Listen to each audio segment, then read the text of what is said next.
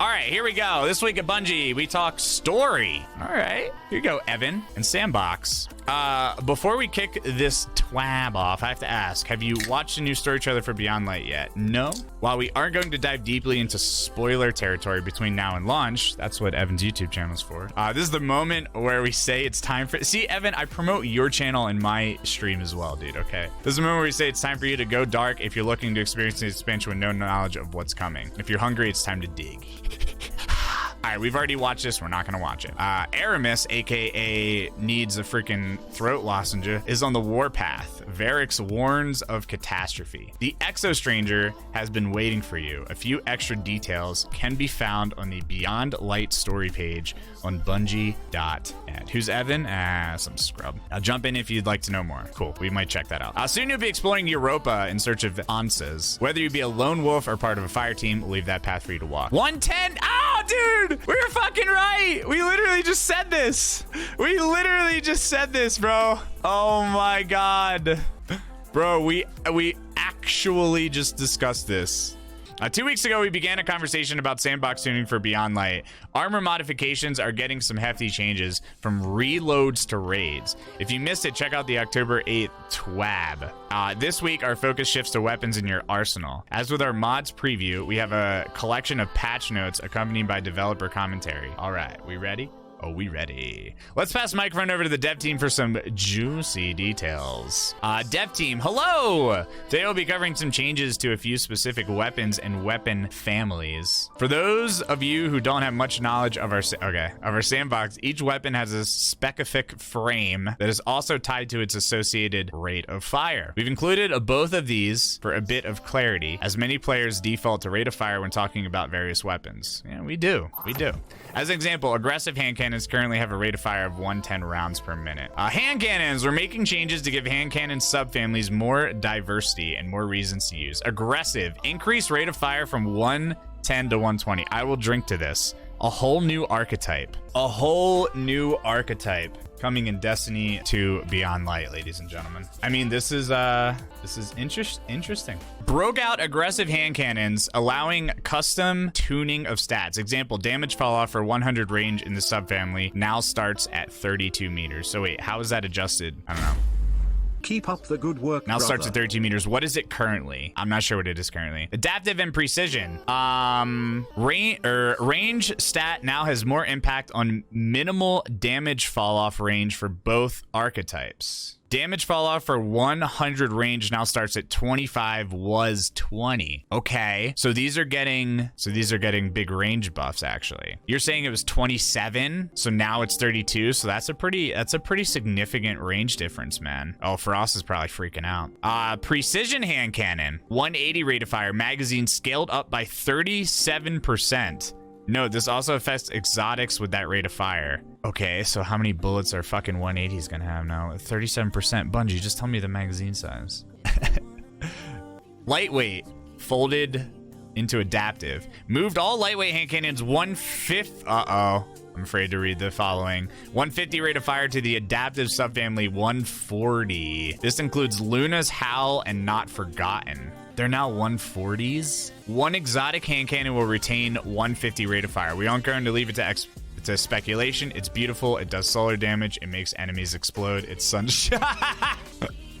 Fuck, no more 150s, bro. No more 150s. I mean, so everything's getting a huge range. No, 150s are my favorite. No, bro. Fuck, dude. So are all they doing is just buffing the range a little bit? I mean, 180s are getting...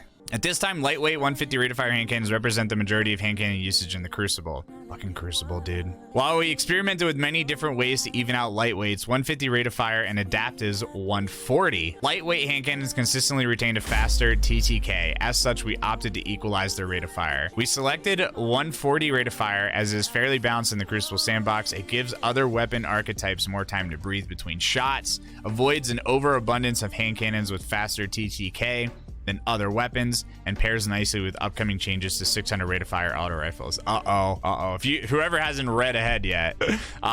Sniper rifles. We want sniper rifles to feel powerful while being so easy to use that they dominate. Adjusted how aim assist is affected by sniper rifle zoom level. Lower zoom scopes have less aim assist. Higher zoom scopes have more. Scopes with around 50 zoom are unchanged. Lowest zoom scopes have a large reduction in aim assist cone angle. Highest zoom scopes have a small increase. I think that's fair, for sure. I think that's a very fair change. I think that is a very fair change because what they're doing now is they're giving you high risk, high reward. And I'm a big fan of high risk, high reward. I think if something has some sort of skill gap and requires you to learn how to use it, you should be rewarded accordingly. I've always been a fan of that stuff. So if you're going to use low zoom snipers, you better know how to fucking aim and flick your shots, because you're not going to be able to crutch as much on aim assist or hitboxes, you know, however Destiny's shit works in their game. I think that change is very fair. The hand cannons I'm upset about. I love 150s, not even in Crucible, just I love 150s in PvE, and they're getting the hot shaft. I mean, essentially 150s are getting dropped out of the game because they can't figure out how to balance it in Crucible, is really what this is. Unlucky. Good for Crucible, shitty for us PvE guys that like 140s or 150s.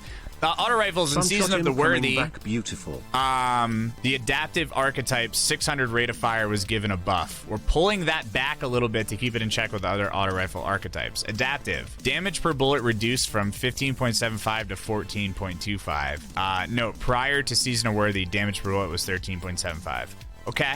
So they basically just sort of met in the middle, kind of. They're reverting the change more than... I hope they don't ruin auto rifle. I mean, I know 600 auto rifles are really powerful in Crucible, and I like them, and they feel strong. But then again, you know, I've been using auto rifles in Crucible for a while now, and meta change is always good. That's really close to what it was prior to Season of Worthy, though, so hopefully this doesn't just freaking ruin them entirely. That's...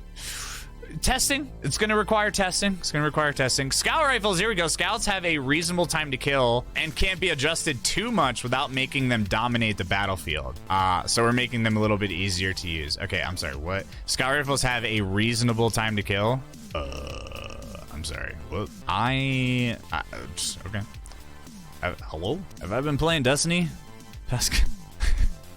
Increase how much each point of the aim assist stat widens the aim assist cone. At maximum, aim assist cone is now 15% wider. I mean, that's what they need. Bro, Mida is like... All right, so for those of you... And I'm sorry that I keep, like, I read a paragraph, I talk about it. This is how I read TWABs. I'm sorry. We do it a little bit at a pace here. When I did the Mida Catalyst, a lot of... I feel like scout rifles, even going for Randy's, it just...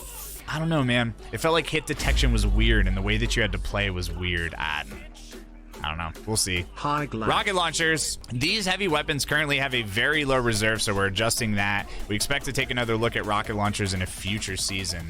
Rev. Increase reserves by 1 or 2 rockets depending on inventory stat. RIP, dude. Rockets aren't getting the love for Beyond Light. Big boo. I just want to use rockets again, bro. Yo, is this the Pineapple song? Fuck, man. Well, it looks like rockets are going to get a buff, just not in Beyond Light. Unlucky. The following is a list of surgical changes for select weapons based on player feedback. Some of these changes apply to weapons that are a little too far ahead of other options, while others apply small buffs to increase the weapon's effectiveness. Outlaw. Oh, gosh. The reload speed increase felt insufficient with certain subfamilies and combinations of roles. Aggressive hand cannons. Increased reload stat bonus from 50 to 70. So they reverted... Wait. They nerfed Outlaw, but now they're unnerfing it. Merciless. Increase inventory stat from 36 to 55. This increases reserve ammo. Okay. I mean, I don't really use Merciless anymore. That shit was a fucking meta for a while. Mountaintop, here we go, ladies and gentlemen. Mountaintop, we've had a ton of feedback. The Mountaintop feels a bit over the top in Crucible modes. You think? Oh, don't you say? It ruins trials, yeah. This pinnacle weapon has had ample time to shine, so we're taking it down a notch. Specific pain points. A one-shot body shot with infinite range. Quick and easy cleanup of wounded guardians, even around corners. Yeah, splash damage is huge. Deals high splash damage, rewarding players for inaccuracy. Yup. Oh, I got a triple kill. I'm so skilled. Perfect in-air accuracy allows airborne guardians to rain down death, and there's not much grounded guardians can do to respond. How are the changes intended to address those points? Reduce splash damage by 33%. Increase impact damage such that the total damage is 5% lower than before. Okay. So splash is going down, but impact is going up. So, I guess once again, high risk, high reward, if it's going to reward you more to actually hit the person. Reduce projectile velocity multiplier from the micro missile perk from 1.4 to 1.2. Now 20% faster. Now 20% faster than other breach grenade launchers instead of 40%. Okay, I got you. Reduced inner accuracy now has significant projectile error while in the air. Around 7 degrees without the Icarus grip mod, substantially less with. I don't know how they measure that with degrees, but I guess like when you aim, it's like 7 degrees off any direction. I don't know. I don't understand how that works. Video game terms, dude. Jargon. Fallen Guillotine. Reduced heavy attack damage by 24% to bring in line with other swords. Oh, no. Note, Fallen Guillotine will continue to be slightly above average, just not to the extent that it is now. No, bro. They're hitting our baby. They're hitting our baby. Unlucky. Mida Multi-Tool and Mida Mini-Tool. Mini-Tool moved the Mida Synergy trait to the intrinsic, similar to how the Baroque version works. Added the following perks: hip fire, grip, and kill clip. The fuck? Yep, Mida Mini-Tool is about to be the strat, man. Note, there's an issue with the masterwork on this weapon that prevents it from being upgraded. This will be fixed at a later update. Word. Sturm and Drang. Drang moved the Together Forever trait to the intrinsic, similar to how the Baroque version works. Added the following perks: accurized rounds and moving target. Note, there's a same thing. Ruinous Effigy, dude. Ruinous Effigy. Transmutation spheres. Reduce the damage of the aerial melee attack by 25%. What the hell? I feel like people don't even really use this gun that much. Why nerf it? I don't know. I feel like this is definitely not a meta weapon. It's fun to fuck with. Why touch it? Why nerf it? Whatever. Arbalest no longer strikes shields multiple times, but its efficacy against shielded targets has been increased. Yeah, I mean, I feel like, I don't know. All right, so people are still gonna be running around with Arbalest and Crucible. Jade Rabbit no longer one-shots in, what's that game mode called? Armor-piercing rounds swap to high-caliber rounds. This fixed an issue that could prevent the exotic perk from triggering. Jesus. Some of these changes look pretty hefty, and we're looking forward to seeing your reactions. When first hearing that aggressive hand cannons will be shifted to 120, is that not a space? I wonder if it would be enough to push him into the hands of my guardian. I can safely say after quite a few play tests, I have a bunch of new favorite hand cannons that have been waiting for their time to shine. Now let's look at some new hotness coming soon to a lighthouse near you. Adept Weapons, dude. Oh, shit. All right, before we let our friends on the development team go, we have a few more details concerning weapons to share with you. A few months back, we announced the return of Adept Weapons to the Trials experience. Today, we'll be spending some time getting you reacquainted with these tools of destruction and how we're laying the groundwork for future Adept weaponry. While these weapons are similar in name to the Adept Weapons in Destiny 1, there will be some added elements to embrace the weapon system in Destiny 2. With that, we pass the mic back to the development team to give you a full rundown.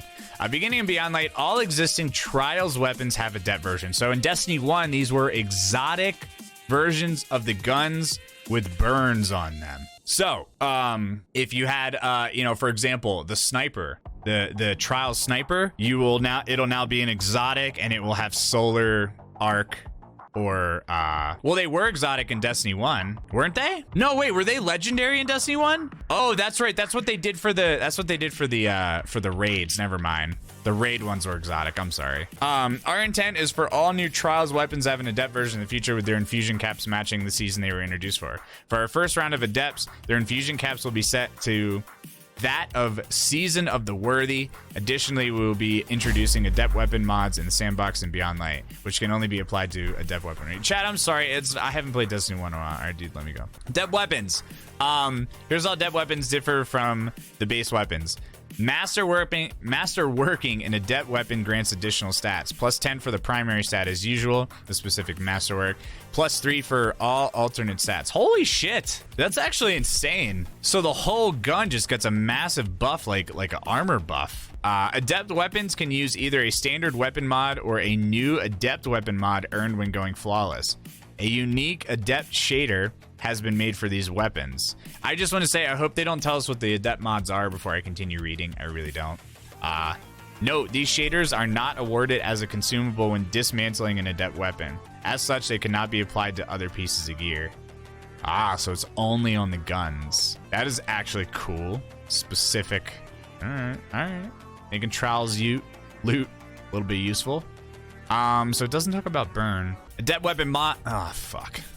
God damn it. These mods come in 2 varieties. Weapon stat boost, each of which grants plus 10 to a particular stat in a similar way to masterwork stats. So you can masterwork and then apply a mod. So you could literally do plus 10 range, plus 10 handling, or plus 10 stability, and plus 10. Oh my gosh. Versions of some existing mods granting an improved bonus, but with the downside. Base version of these mods explained below. Adept Mag, plus 40 magazine, minus 20 handling. Backup Mag is plus 30 magazine. Dang, bro. Acquirization. To earn Adept Weapons and Adept Weapon mods, players must complete a flawless trials passage and open the flawless chest at the lighthouse. Each week, a different Adept mod can drop from the flawless chest. Adept Weapon mods will be in a weekly rotation, so a given mod may not make its appearance until later in the season. Okay, so they're locking... The mod is unlocked for use on owned Adept Weapons when acquirized. Do I like that? Let me think about this. Do I like them gatekeeping the mods, or would I want you to be able to endlessly farm trials nonstop? I would prefer that you could farm it personally, because here's why. You take a vacation and you miss out on a fucking mod. You gotta wait how long? I wish you could, yeah, I don't know, whatever, we'll see. Adept Weapons will be available from the flawless chest on a bi-weekly basis, alternating with armor drops. The first Adept Weapon acquirized on a given week is a Pinnacle drop. Adept Weapons will be on a set rotation, so players may continue to earn alternate rolls on specific Adept Weapons when completing flawless passages throughout a given week.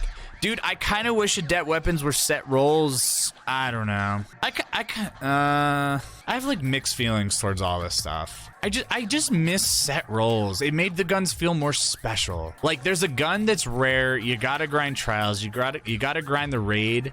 But it's like, it's Fatebringer. Like, it's got the rolls. It's the package. It's Fatebringer. Here's your gun that you earned. I don't like they're because what happens is they're no different than just guns in the wild, you know. I mean, these are, because they're adept and they have different perks. As you can see, for those who reach the lighthouse, your loot is about to get a little bit more spicy. While adept rewards are coming first, we also have a trials armor refresh planned for a future season after the Stardust has settled from Beyond Light. Okay, new armor, please. Like fresh armor. Question: did I miss anything? This did not talk about burns on Adept Weapons. Can we confirm that nowhere in here does it say that Adept Weapons are going to have kinetic burns, right? Now, another thing to know, chat, is we know that these weapons are coming to strikes. So Adept Weapons are going to be added to strikes. So if you're thinking, man, I can't go flawless, fuck this, especially on PC, cheaters, you know, don't worry. I think it is the season after this one, so we just might have to wait a little bit if you don't want to. No burns, okay. Interesting. With that, we come to the end of our sandbox previews leading up to Beyond Light. Some of you may be asking, wait a minute, what about abilities? In 3 short weeks, the abilities you've come to know and master will be challenged by the darkness. Stasis will make its debut, bringing a new flavor of combat to the sandbox. The team will be watching closely as you embark on your first strikes. Gambit, oh dude, let's fucking go, bro. I'm pumped. And crucible exercises to see how your abilities stack up against each other. It's going to be a wild time. We're excited to see the light clash with the dark. Oh yeah, prime time, let's go. Woo! Link Prime account.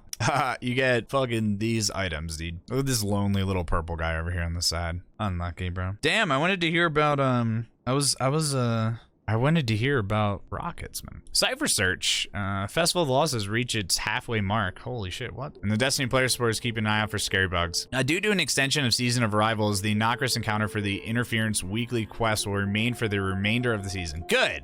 That's good. If you haven't done this mission yet, highly recommend doing it. Check it out. This means players who have missed a previous Interference encounter will be unable to access those encounters and will be unable to claim the Interference Loop Triumph. This means players who have missed a previous Interference Loop will be unable to access those encounters. Wait, that's not good. Titles. With the start of year 4, November 10th, certain seals and their associated title. All right, known issues. The Convergence ornament for transversive steps slips through the front of the Warlock robes. We're investigating an issue where Ash and Wake can cause damage to allies. The unbridled enthusiasm. Yeah, I'm gonna ban every single person in chat. I will ban every single person in chat. Movie of the week. Congrats to Barrel Bong Sue and BL Man on your movie of the weeks. And I'm Grissom. They had 3. They usually don't do 3. For every movie you see listed here, blah, blah, blah, blah, blah, we already know. All right, the days are continuing to grow shorter here in Seattle. Pretty soon, Destiny won't be the only thing enveloped in darkness. I, for one, can't wait. Only 2 more TWABs stand between you and Europa. And before we go, we've been seeing a lot of questions in the wild on how bounties, oh gosh, finally, currencies and progression systems will be updated in Beyond Light. Yes, dude. We're currently working to get the info together and making sure everything is factual. This isn't a prepper's guide to the galaxy, mind you. Just a heads up on how these systems are changing. Our current plan is to cover those topics next week. Okay. We are getting bounties and currencies so you guys can so we can stop getting these questions all the time, because I don't know how to answer them and your questions are legitimate. The most frequent question we're seeing right now concerns bounties and whether they'll be cleared at the start of the season. Most of your bounties will stay intact, but any bounties tied to specific seasonal activities or content entering the DCV will be removed on November 10th. Examples would include Black Armory, Gambit Prime, or Festival of the Lost bounties. Additionally, any bounties that grant progression towards Infamy Valor may negatively impact your powerful rewards, as they will be limited to Season of Arrival power levels. These are all things that we've been talking about. A recommendation is to go ahead and claim your bounties just to make sure you don't miss out on any XP or Glimmer. Look at this. Our recommendation is to go ahead and claim your bounties. Just don't hold your Gambit bounties. Is that your recommendation? Is that what you say to do? You say to claim them, eh? You say to claim them, eh? Chat, I'm gonna tell you what I've been telling everybody. Bounties, keep them if you want. It doesn't look like bounties are going anywhere. It looks like they're not gonna be wiped clean. To me, this reads that, essentially, but a good heads up from the team letting us know that if you're hoarding bounties from activities that are disappearing. So any bounty that comes from a planet, any bounty that mentions anything in the bounty that directly points to something that is being vaulted, just get rid of it. So an example is, what I had a bounty where I had to go, it wasn't from a planet, but I had to go kill enemies on a planet, or it was one of the options. It was like, kill enemies here, blah, blah, blah, and it mentioned a planet that's vaulted. Just get rid of it. Don't hold on to anything that is specifically dialing in on something that's being vaulted. Feel free to keep everything else, is what I'm going to continue to tell people. Don't hold any Gambit bounties. Don't hold any Crucible bounties. Don't hold any Trials bounties. We've also been talking about this for weeks on end. These are just questions that I get here every day, all fucking day. And I feel like with this, at least I can comfortably state that it doesn't look like bounties are going anywhere except for the ones that are being vaulted. I just want confirmation on this for my own sanity, because every day, dude, what do I do with materials? What do I do with bounties? I'm just like, I don't know. So I think next week we will finally have clear answers to that. Why Trials? Because it gives valor. Do it to be safe, dude.